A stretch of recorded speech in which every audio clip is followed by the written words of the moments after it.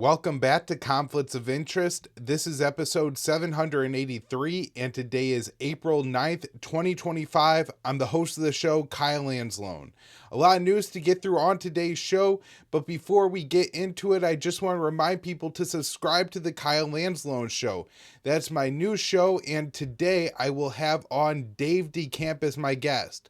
Every Monday and Wednesday at 4:45 Eastern Time, we live stream an episode of that show, and we've had some great guests over the past few weeks. Kelly Vlahos, Daniel McAdams, Karen Kwiatkowski, and so I'm very excited to have Dave returning to the show today, and I think you guys will enjoy that interview. With that, let's get through some news today. This first article here is from Dave DeCamp. Headset says Pentagon will get its first $1 trillion budget. And so, of course, with all the hope of Doge and Trump coming in and supposed to be, cutting these legacy programs and trying to return some spending to the American people, we're actually going to have the worst violator of America's budget, the Pentagon, get a massive boost in spending. So Secretary of Defense Pete Hegseth said Monday that the Pentagon will soon have its first $1 trillion budget, despite the Trump administration's pledges to cut government spending. Hegseth made the announcement on X while sharing a video of President Trump saying that his administration approved a plan for a $1 trillion military budget. And so this is what Trump said. Nobody's seen anything like it. We have to build out military, and we're very cost conscious, but the military is something we've got to build. We have to have it be strong. And so, of course, I like how Trump starts it. Nobody's ever seen anything like it, because it's absolutely suicidal for a nation to do. It's absolutely stupid to spend all this money on the military. This is just investing more money in the military-industrial complex. By the way, the military-industrial complex is a massive arm of the establishment and the military foreign policy establishment, the military industrial complex that not only controls so much of this country, but has worked so hard to undermine Trump's candidacy, his presidency, his second candidacy, his third candidacy, and likely now his second presidency as well. And so Trump should hate these people. He should be immensely skeptical of Boeing, Northrop Grumman, Raytheon, all these companies that pour hundreds of millions, just dollar after dollar after dollar, into congressional campaigns to support candidates that hate Donald Trump, to support candidates that amplify the Russiagate conspiracy theory, to fund the think tanks, to fund the outlets where all these conspiracy theories came from, where all this anti-Trump sentiment comes from. Rather than understanding this, rather than looking to defund, to strip the Pentagon down to the bare minimum. That way, there's not all this massive extra slush fund to go to the military-industrial complex where the money gets laundered and, recycled back into the Washington Beltway where it's used to undermine Trump's own agenda. No, he's not doing that. He's cranking the spending up on the military. So this is pretty disappointing to read. Next up here, report Trump administration considering drone strikes on Mexican cartels. And if that last story didn't have you concerned enough, if that didn't seem like what was going on in the White House was dumb enough, it gets even worse here. So the Trump administration is considering launching drone strikes against cartels in Mexico in an effort to stem the flow of fentanyl and other drugs through crossing the southern border. The report, which cited multiple former and current U.S. officials, said the discussions were still in the early stages, but the administration had taken steps towards military action against cartels, including designating them as terrorist organizations and stepping up CIA drone flights over Mexico. The report said the Trump administration would prefer to launch drone strikes against cartels in cooperation with the Mexican government, but is not ruling out launching unilateral military action, which would significantly rupture the U.S.-Mexican relations. And I think aside from Washington's relationship with Mexico City, which I think is important, I think the biggest risk here is that we really risk starting a an insurgency against cartels, that have massive presence in U.S. cities. And it's one thing to do this in Afghanistan or Iraq, where most of the Americans there are living there because are there in general, usually not even living there permanently, but are only there under the guise of the military occupation. They're a part of it, and so they're protected by it. But if you look at Central and South America, where these gangs operate, there's millions of Americans who just live there. All of these people would be potential hostages that could be taken by the cartels, or the cartels could target them as, again, insurgency tactics to use against the United States. Obviously, the U.S. military is more capable than the armed wing of these cartels, but that doesn't mean that the cartels can't inflict serious blows either in the United States or on Americans living in the region. And so that would be my top concern about going down a path like this, would be the soft targets that the cartels would have access to. Now, I think another point that we should make here is during Trump's first administration, he really ramped up the drug war in Afghanistan and started using B-2s to bomb all kinds of targets in Afghanistan. And if you look at the results of that drug war, it was not very effective for the Americans. It did not stop the drug problem in Afghanistan. It didn't bleed the Taliban the funds that they get from the drug and the poppy growth there.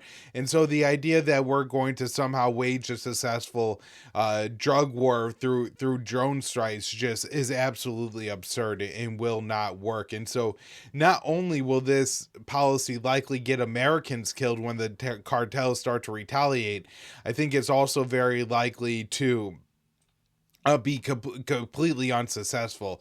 And my only hope is that the White House just doesn't end up going down this road. All right, next up here, we have a story on Ukraine. Ukraine delegation travels to U.S. this week for talks on mineral deal.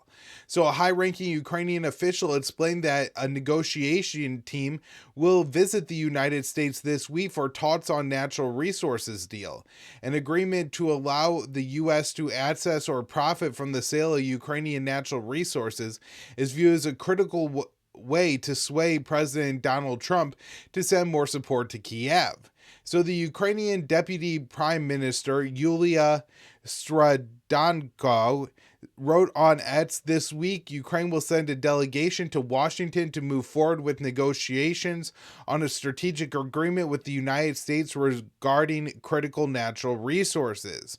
Trump has explained that the deal would give the U.S. access to rare earth minerals and other natural resources in Ukraine. The president claims the profits can be used to repay the United States for the hundreds of billions of dollars in aid sent to Ukraine. Some administration officials have suggested that if Kiev signs the deal, then it will receive more support from the U.S., as Washington will be incentivized to protect its investments.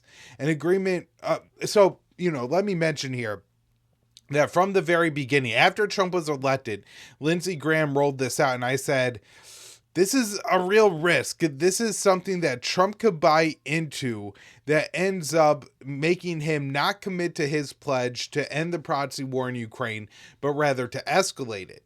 And I think we're moving in that direction, unfortunately. Trump is apparently getting frustrated with Vladimir Putin and the way the Russians are handling negotiations. And so this is going to open the door for Zelensky and the Ukrainians to try to get on Trump's good side a little bit more and make it out to be that the Russians are preventing the deal from going forward. Now, if they move forward with this natural resources and mineral deal, my guess is that a lot of the money is going to go towards paying the U.S. back for everything that we have already sent Ukraine. I do think a good chunk of that money will also go towards buying new weapons from the United States. And so that's continuing to fuel the proxy war. And then look, if Ukraine is standing there with $100 million or $100 billion in an account, right? Like they have all this money that they've now gained from these natural resources or selling off investments for their natural resources. Do you really think Donald Trump is going to say to Zelensky, no, your money's no good here. You can't buy American weapons. We're not going to sell them to you. Or do you think he's going to say, hell, buy anything you want. I'm happy to sell you any of these weapons, and actually end up escalating support for Ukraine? I think that scenario is entirely possible. Now, the other thing to note here is that a lot of Ukraine's natural resources are in territory that's either controlled by Russia or near territory that's controlled by Russia.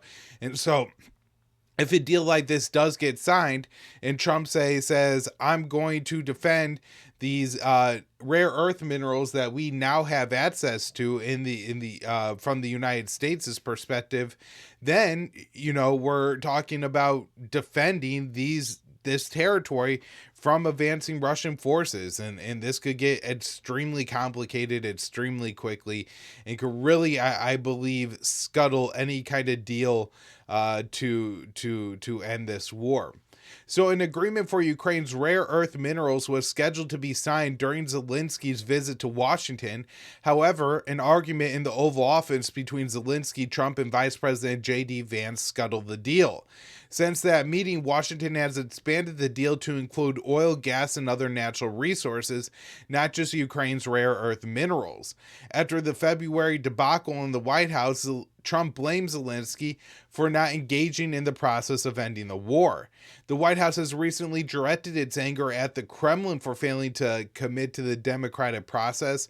Trump told a U.S. reporter he was pissed off at Putin. Additionally, Secretary of State Marco Rubio said Moscow now needed to show it's serious about the war ending the war diplomatically in the coming weeks. U.S. mediated talks between Russia and Ukraine and Saudi Arabia resulted in the announcement of 2 limited ceasefire deals. So far, both agreements face hurdles for implementation. Both sides continue to complain that the other is violating the truce on energy infrastructure. Moscow says the West must also lift sanctions to restore the Black Sea Initiative. And so the point here is that negotiations don't seem to be going well, and again, I think this all opens a door for Ukraine to get more support for the proxy war from Trump. All right, so Netanyahu came to the United States, and along with talking tariffs and announcing a $1 trillion military budget, Trump and Netanyahu also doubled down on ethnic cleansing in Gaza. So President Trump and Israeli Prime Minister Benjamin Netanyahu met at the White House on Monday and reaffirmed their desire for ethnic cleansing of Gaza, both claiming that there are other countries willing to take in the Palestinian population. Trump said it would be a good thing for the U.S. to take over and control Gaza. He told reporters in the Oval Office, well, you know how I feel about the Gaza Strip. I think it's an incredible, important piece of real estate. I think it's something we should be involved in. Having a peace force like the United States there controlling and owning the Gaza Strip would be a good thing. The president said that if Palestinians are moved to a different country, it would create a freedom zone in Gaza. You can call it a freedom zone, a free zone, a zone where people aren't going to be killed every day, he said. And of course, this is just incredible because he's sitting next to the man who's killing the people in Gaza every day. So Netanyahu framed the idea of expelling Palestinians from Gaza as voluntary. He said, we're committed to getting all the hostages out, but also eliminating the evil tyranny of Hamas in Gaza and enabling the people of Gaza to freely make a choice to wherever they want to go. And again, they want to stay in Gaza. It's the Israelis who are making it impossible for them to stay. Netanyahu said he and President Trump discussed countries that are willing to take in the Palestinians from Gaza, but didn't mention any by name. I think this is the right thing to do. It's going to take years to rebuild Gaza. In the meantime, people can have an option. The president has a vision. Countries are responding to that vision, and we're working on it. And so this, I think, is important because the Israelis are becoming more and more explicit about the fact that they are going to ethnically cleanse the Gaza Strip. Throughout the past 18 months, there have been several Israeli ministers, including Bezalel Smotrich, who we'll talk about next, who have called for the ethnic cleansing of Gaza. But in recent days, a senior Israeli official who's currently a part of Netanyahu Netanyahu's delegation, made it clear that this war isn't just about freeing the hostages and eliminating Hamas. Throughout the conflict, Netanyahu and other senior Israeli officials have said that was the goal in order to say that we're not trying to commit a genocide. But now they've added the third condition, which is the voluntary migration of the Palestinians, which, of course, voluntary migration is a euphemism for the ethnic cleansing or the genocide of the Palestinian people living there. Just the ruthlessness in which Israel is currently waging its war, killing so many children, medics, doctors, journalists are all being gunned down and killed. It's clear that this plan is meant to ethnically cleanse the Palestinians and that the migration from Gaza really won't be voluntary, especially as the people are being starved to death. This article I wrote for the Institute on April 8th. Israeli finance minister, not even a grain of wheat will enter Gaza. So Israeli finance minister Bezalel Smotrich declared that Tel Aviv would not lift its blockade of all goods entering Gaza. Since March, Israel has prevented all food, medicine, fuel, and other aid from reaching the besieged Palestinians in the Strip. Speaking at the Yehudath Armas People of Israel conference on Monday, Smotrich said, not even a grain of wheat will enter Gaza. The leader of the religious Zionism party has emerged as one of the most outspoken Israeli ministers advocating for genocide in Gaza. On Tuesday, UN Secretary General Antonio Guterres told reporters the Israeli siege has turned Gaza into a killing field. More than an entire month has passed without a drop of aid into Gaza. No food, no fuel, no medicine, no commercial supplies. As aid has been dried up, the floodgates of horror have reopened.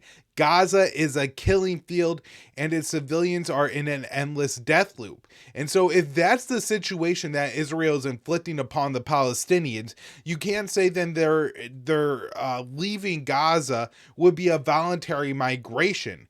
It's essentially a choice between death and going and living in another country. That's not voluntary, right? We would understand this if anybody went and started just shooting into their neighbor's home every day, right? They would just take their gun, go out pointing at their neighbor's house and start firing bullets in through the windows and at the walls and everything like that. And one of the neighbor's children ended up dead. And then him, his wife, and the rest of the family moved out of the home.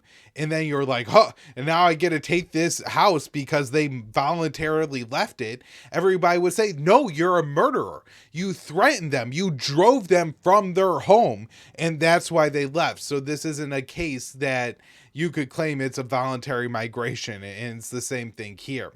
So last year, Smotrich said that Israel would be justified if it starved all Palestinians in Gaza to death. So this is a quote from him in August of 2024. We are bringing in aid because there is no choice. We can't, in the current global reality, manage a war. Nobody will let us cause 2 million civilians to die of hunger, even though it might be justified and moral until our hostages are returned. So since Donald Trump returned to the White House, Smotrich has become more vocal about his desire to ethnically cleanse Palestinians from Gaza. He has repeatedly stated that Tel Aviv must force all Palestinians to leave the Strip and help to form a new Israeli government office dedicated to removing Gazans from their homeland. Israel reimposed a full blockade of Gaza on March 2nd. The siege ended a 6-week ceasefire and hostage exchange deal reached with Hamas. Smotrich had opposed the pause in fighting, even as the deal resulted in the release of 30 Israeli hostages. The hostage exchange was scheduled to continue for another 6 weeks and would have seen the remaining 24 Israeli captives released by Hamas. However, Smotrich said Tel Aviv never intended to allow the ceasefire deal to progress to that phase, as the second stage of the agreement required Israel to permanently end the fighting in Gaza.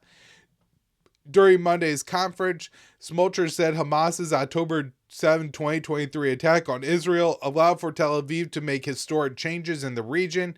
It's good that the war has begun, and it's unfortunate that it began this way, but we are changing the reality in the Middle East, he said. All right, next up here, this article I wrote for April 7th at antiwar.com. Israel bombs Palestinian journalists, killing 2. So an Israeli airstrike hit a tent for Palestinian journalists camped outside the Nasser hospital in Gaza on Monday. One reporter and another man died in the attack.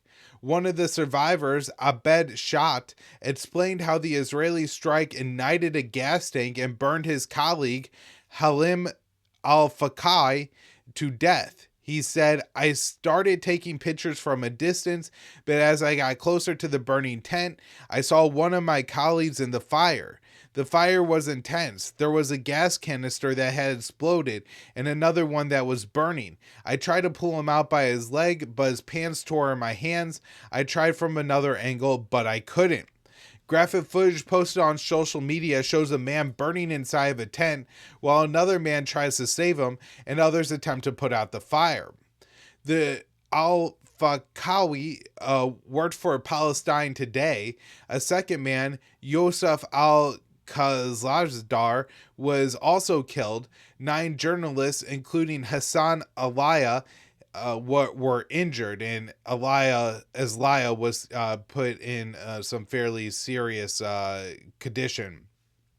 So, in a statement on X, the Israeli military confirmed it had intentionally targeted the journalist tent, saying the IDF and ISA struck the Hamas terrorist Hassan Abdel Fattah Mohammed Azlaya in Khan Yunis area overnight.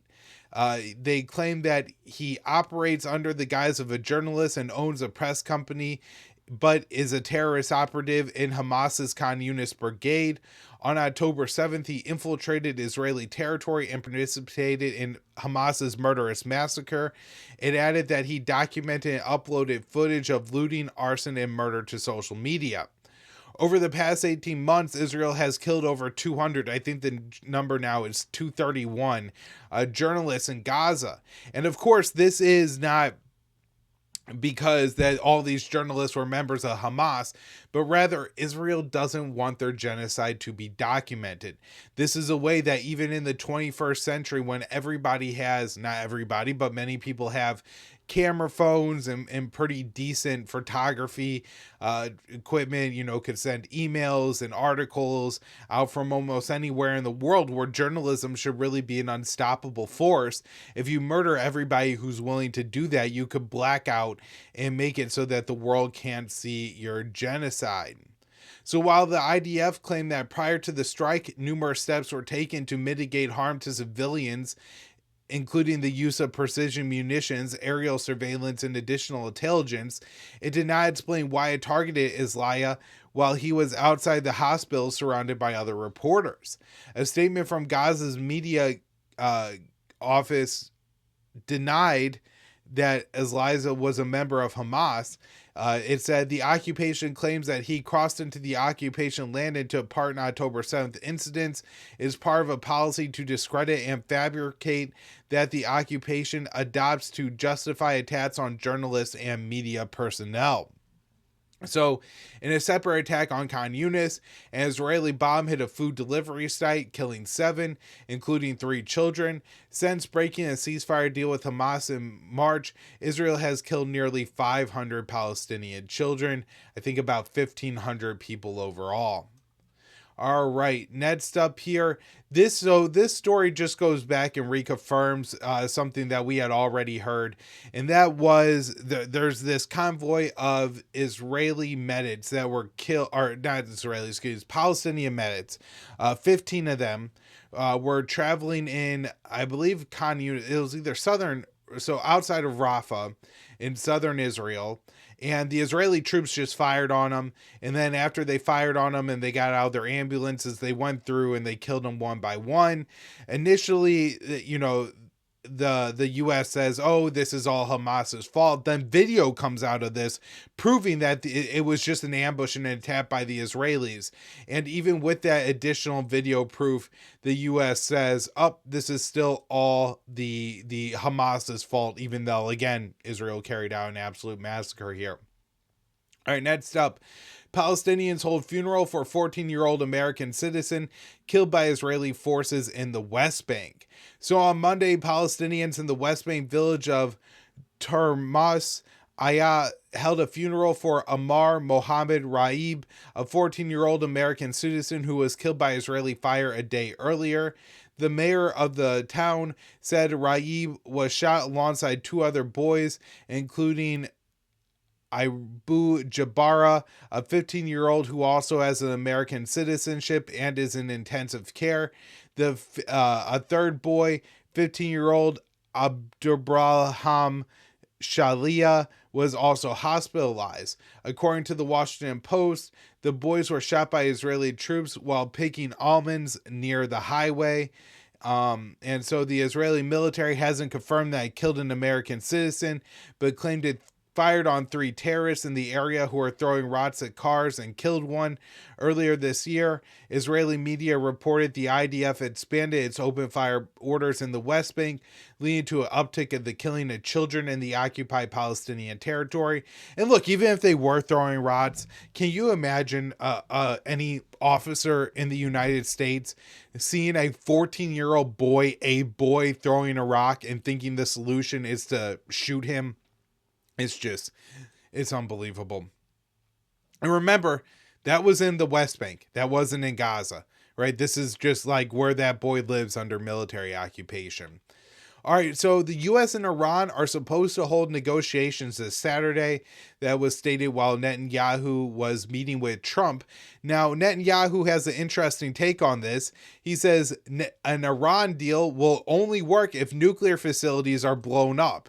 And so this would be like Russia saying, well, we can make a peace deal in Ukraine after we take the entirety of Ukraine from the Ukrainians or something like that, right?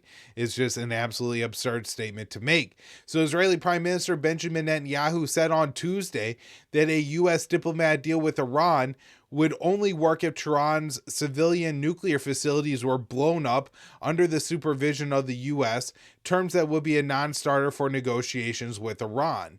And so this is basically just a way to kill the deal. Now, I have said on the show that I don't think at this point Netanyahu wants to go to war with Tehran. I do believe that Netanyahu looks at the situation in the Middle East and understands that attacking Iran's nuclear facilities could lead Iran to build a nuclear weapon would be more of a problem for Israel. That being said, he definitely doesn't want a nuclear deal between Tehran and the United States because this would present the same problem it did in 2015, which was with the nuclear deal in place, Israel is just less important, and supporting Israel and giving them all this military support just seems so much less important, because if the big bad guy in the Middle East, Tehran, is neutralized, then what does Israel need all this money from the U.S. for? And so I think Netanyahu is going to try to play a game during the Trump administration where he keeps tensions high, he keeps the rhetoric escalated, but at the same time, he doesn't actually want Trump to move forward with any kind of deal or strikes on Iran. That way, the bogeyman is out there. We could say, oh, we got to worry about the Iranians, but the war just seems so impractical at this point. And Netanyahu's getting everything he wants. He's creating greater Israel. He's expelling the Palestinians, and the Iranians aren't stopping him. All right, so this last article we have here today is from Dave DeCamp, April 7th, antiwar.com. Yemen's Houthis launched drone at Israel despite daily U.S. airstrikes. So, Houthi military spokesman said Monday that Yemeni forces fired a drone at Israel and conducted operations against U.S. warships as daily U.S. airstrikes on Yemen have failed to deter the Houthi attacks. And, of course, this is exactly what we predicted on this show.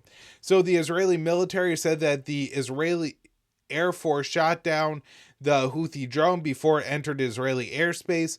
Since President Trump began bombing Yemen on March 15th, the Houthis, officially known as Ansar Allah, have fired multiple missiles at Israel, which have been intercepted by Israeli air defenses, but some shrapnel has landed in Israeli territory. The military spokesman for the Houthis said that the Yemeni forces targeted 2 Navy destroyers with several missiles and drones. So far, there's been no indication that a U.S. ship has been hit by a Houthi missile or drone, but the Pentagon has shared virtually no details about the attacks or about the U.S. airstrikes on Yemen. And what we do know, it seems that the U.S. is killing civilians, but not necessarily degrading or doing anything to the Houthis, just spending a lot of money, about $1 billion now. All right, everybody, that's the show for today. Thank you all so much for tuning in. Just remember to check out the Kyle Anzalone show. Dave DeCamp is returning this afternoon. You won't want to miss this one. Thanks, everyone.